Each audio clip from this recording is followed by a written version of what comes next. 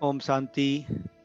आज अव्यक्त बाप दादा की 6 जुलाई 1969 की अव्यक्त मुरली है, जिसका शीर्षक है टीचर के प्रति अव्यक्त बाप दादा के महावाक्य।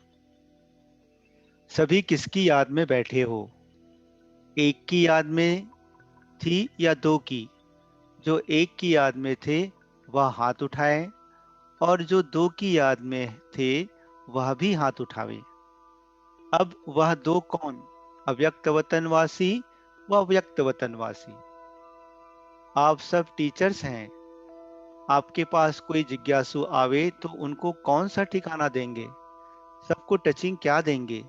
आप टीचर्स हो ना? टीचर्स अपने टीचर का सो निकालते हैं। जिज्ञासु को जिस रीति परवरिश करेंगे और ठिकाना देंगे, वह टीचर का सो निकलता है। अगर आप जिज्ञासु को आने से ही अव्यक्त वतन का ठिकाना देंगे, जो रास्ता कब देखा ही नहीं, तो पहुंचेगा कैसे? पहले एड्रेस कौन सी दी जाती है? आप संग्रहालय में क्या समझाते हो? जिज्ञासु को क्या परिचय देते हो? उनको कौन सा रास्ता, कौन सा ठिकाना देते हो? बीज किसने बोया? बीज तो बीज ही है। वह बीज भल सड़ भी जाए तो भी समय पर कुछ न कुछ टालियां आदि निकलती रहती हैं। बरसात पड़ती है तो निकल आता है। आप बीज को भूल जाएंगे तो फिर रास्ता कैसे बताएंगे? बीज कौन सा है? टीचर्स को युक्ति युक्त बोलना चाहिए। छोटे बच्चे तो नहीं हो ना। छोटे बच्चों को पहले से सिखलाया जाता है। आप तो सीख कर इतनी परवरिश लेकर यही इम्तिहान देने आए हो। पढ़ेंगे भी, साथ में इम्तिहान भी देंगे। दोनों कार्य इकट्ठे चलेंगे। बाप अव्यक्त वतनवासी बना तो आप सबको भी अव्यक्त वतनवासी बनना ही है। वह किस सृष्टि पर खड़े होकर अव्यक्त बने? आपको कहाँ बनना है? बच्चे कहते साकार सृष्टि में तो सृष्टि है। सृष्टि तो ऑलराउंड गोल है। सृष्टि में सारा झाड़ समाया हुआ है, परंतु सृष्टि का ठिकाना संगम है। संगम की बलिहारी है जिसने आप सबको यहाँ पहुँचाया। आप अपने ठिकाने को भूल जाएंगे तो फिर क्या होगा? ठिकाना देने वाला ही भूल जाएगा। ठिकाना पक्का याद करो और बाप दादा की जो पढ़ाई मिली है उनको धारण करो। धारण से धैर्यवत अंतर्मुख होंगे, धैर्यता होगी। उससे कलयुगी रावण राज्य को खत्म कर देंगे। तो अब पढ़ाई का समय और साथ साथ इम्तिहान देने का भी समय है। यह हुई एक बात। दूसरी बात जरा ध्यान में रखो। इतना समय जो बाप दादा की गोद में पले और उसमें जो भी कुछ कर्तव्य किया, ऐसे भी हैं कोई ने लज्जा के मारे बाप दादा से छिपाया है। ऐसे नहीं, बाप को पहचान कर सब बाप के आगे रखा है।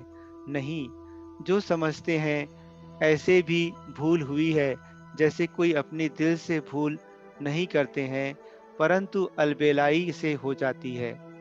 तो ऐसे यह सबको लिखना है। बाप दादा से जिन्होंने बात की है उन्हों को भी लिखना है। सारी जन्म पत्री, यह अंत का समय है ना। 84 का हिसाब किताब यहाँ ही चुकतू होता है। सच्चाई और सफाई अक्षर तो कहते हैं, परंतु सच्चाई और सफाई में भी अंतर क्या है, उस अर्थ को नहीं समझा है। अब उसकी गहराई में जाकर सारा लिखना है। अव्यक्त वतन से बाप दादा बच्चों की सर्विस करने और साफ बनाने के लिए आए हैं। बाप सेवा करते हैं आप सब बच्चों का। शुरू से लेकर अंत तक बाप सेवक है, सेवा करने के लिए सदैव तैयार है। बाप को कितना फखूर रहता है। हमारे बच्चे सिरमौर है, आंखों के सितारे हैं, जिन्हों के लिए स्वर्ग स्थापन हो रहा है। उस स्वर्ग के वासी बनाने के लिए तैयार कर रहे हैं। जो समझते हैं हम लक्ष्मी नारायण बनेंगे, इतना लक्ष्य पकड़कर फिर भी गफलत करते रहते हैं, तो इसलिए बाप दादा फिर भी सेवा करने आए हैं। अंतमति सो गति, समय नहीं है। समय बहुत नजदीक आने वाला है। आप शेरनी शक्तियों को भुजाएं तैयार करनी है, तब तो दुश्मन से लड़ सकेंगे। अगर अपने में फेथ अर्थात विश्वास नहीं, बाप दादा का पूरा परिचय नहीं, तो ना शक्ति सेना बन सकेंगे, ना वह शक्ति पने के अलंकार आएंगे। अगर शक्ति अपने में धारण की तो फिर आने वालों को भी पूरा ठिकाना मिलेगा और वह सब शक्ति सेना में दाखिल हो जाएंगे। तो अपने को सच्चा जेवर बनाने, खामियों सब निकाल स्वच्छ बनना है। सोना कितने किस्म का होता है? कोई 9 कैरेट, कोई 12। प्योर तो प्योर ही है। कैरेट अक्षर निकल जाना चाहिए।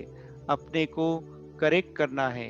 अब करेक्शन करने का समय मिला है। यह बात अच्छी रीति ध्यान पर रखना।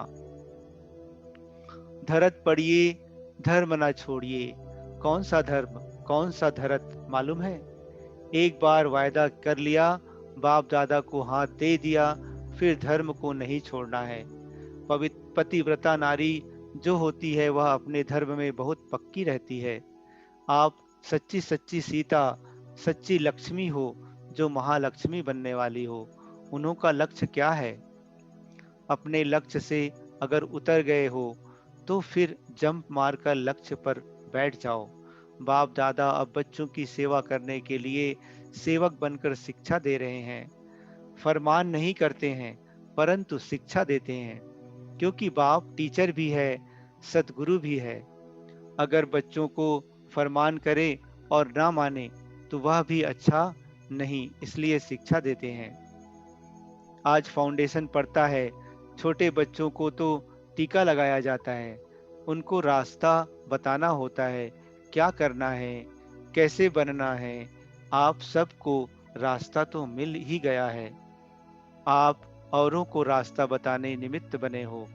अगर उस रास्ते में कोई गड़बड़ है, अगर मगर है, तो वह निकालनी है।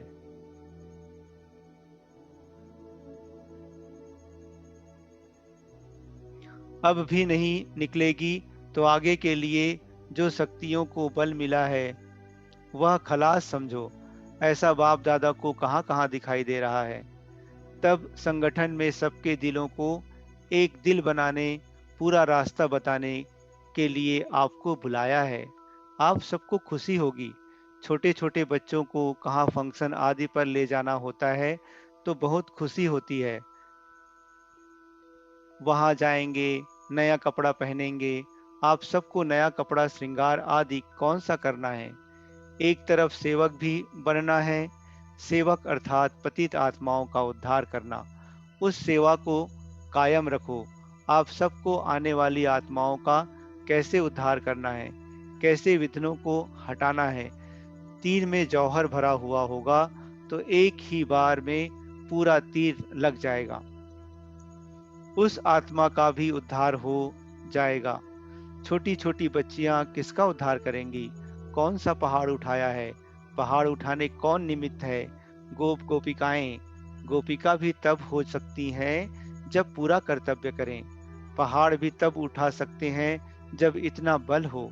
तो इन सब बातों की रोशनी देने के लिए बाप को आना पड़ा है। बाकी टीका तो एक ही बार बाप दादा ने लगा दिया है।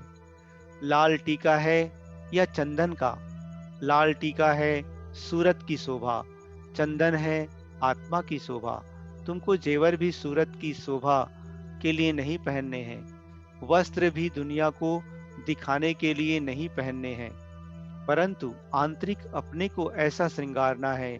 जेवर ऐसे पहनना है जो लोग पसंद हो व दिल पसंद हो। लोग पसंद है बाहर मुख, दिल पसंद है अंतर्मुख। तो अंतर्मुख होकर अपने को सजाना है। लोग पसंद भाषण किया, खुश किया, परंतु भाषा का जो रहस्य, जो तंत्र है वह एक एक अपनी कर्मेंद्रियों में बस जाए, तभी शोभा हो। कर्तव्य से देवी गुणों का सो हो। देवी गुणों का क्लास होता है सजने के लिए। ऐसे ही सज सज कर संगम से पार होना है। फिर अपने घर जाना है। फिर घर से कहाँ जाना है? ससुर घर। कन्या ससुर घर जाती है। अगर पढ़ी लिखी अक्लमंद नहीं होती तो सास ससुर कहते हैं इनमें चलने उठने बैठने का अक्ल नहीं है। अब तुमको ससुर घर चलना है। तो बाप कदम कदम को नहीं देखते हैं, परंतु एक एक कर्मेंद्रियों को देखेंगे। कदम अक्षर मोटा है, कदम से पदम मिलता है। वह अपने कल्याण के लिए है, परंतु कर्मेंद्रियों को सजाना है, गहना पहनकर चलना है। अब सजने के लिए किसके पास आए हो? बाप दादा के घर, सो अपने घर आए। सजाने वाले कौन हैं? जब सगाई होती है तो गहना बनाने वाला एक होता है, पहनाने वाला दूसरा होता है। तो अब सज कर चलना है। समझा? समझू सयानी टीचर तो हो ही। 15 दिन की रिजल्ट मानो अंत की रिजल्ट है। इतना पुरुषार्थ कर प्रवीण टीचर सबको बनना है। फिर जब अपना सेंटर जाकर संभालेंगे तो आने वाले को दृष्टि से सतयुगी सृष्टि दिखा सकेंगे। वह तब होगा जब गहने अच्छी रीति पहनेंगे। अगर लापरवाही से कोई गहना गिर गया तो नुकसान भी होगा और सजावट की शोभा भी चली जाएगी। इसलिए न शोभा को हटाना है, न गहनों को उतारना है। बड़ी बात नहीं है।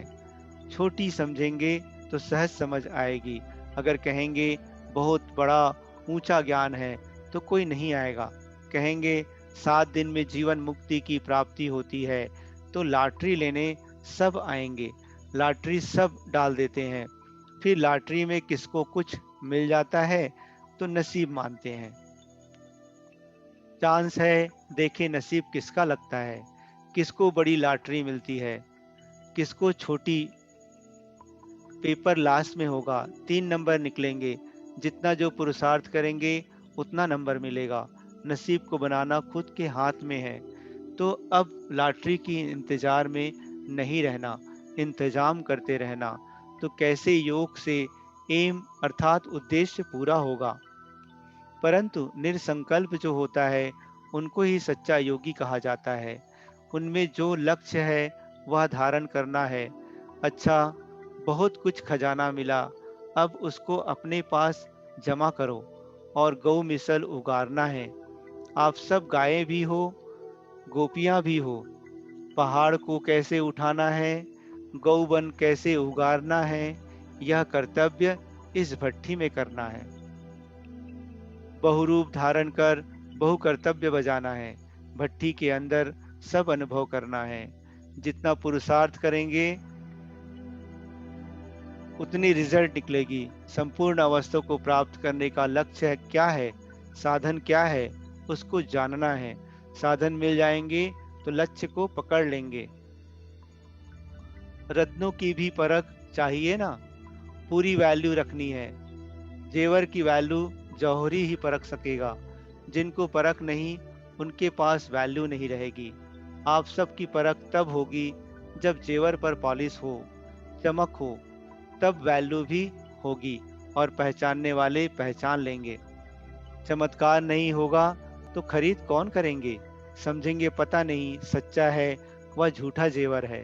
पैसा भी देवें, जेवर भी काम का ना हो, इससे क्या फायदा। तो आप सबकी पूरी सजावट हो जाएगी तो खरीदार भी निकलेंगे और आप पतनवासी बनते जाएंगे। अच्छा, ओम शांति।